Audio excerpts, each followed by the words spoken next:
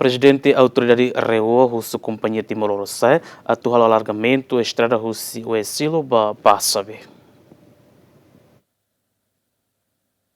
Prezidente Autoridade RAEOA, Roseiro Tiago Lobato, domingo, a moto com o secretário regional Cira, a fiscalização não observa a estrada rural, husi no elecat Oesilo to ia Pasabe, nebe cair husi Kompania Timor Lorosa'e. E a fiscalização Roseiro Varecata, que estrada na Beladun e a qualidade, também atero ladun dia, no nia husu ba Kompania 9, atual alargamento no atero fila fali. E hoje a colher o DRAE, Diretor Regional de Infraestruturas, para acolher a empresa Ninai, Sr. Tony Lopes, para Oesilo se revela halo até o Marliu e depois o cilindro Belsama para halo caber. Também isso foi ensaio se mota no eleca sai mene e me hetam trouxe que caberlos. Nesse irma cair.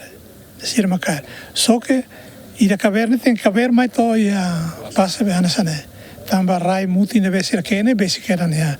Só que sira den razão né kata sira halo ya rai lolo taka kuak depois udamos bota teves. Ita foi tanto tempo para ser organizar. Mas é importante mas né sira tem que halo estrada né dia que liu nessa sira halo na husi no elecat sai melete né. Tem que halo caber Técnico husi Kompania Lorosa'e promete se atero fala estrada ne no se halo alargamento. Idane se halo tir sai nama standar visira fona atu alarga tang kono ba largo de estrada depois atu aumenta tan atero idan. Yani standar yani ba 7 metros ne inclui kira so saluran. So yani se comunidade fotan para halo luan ami se halo luan liutan idan.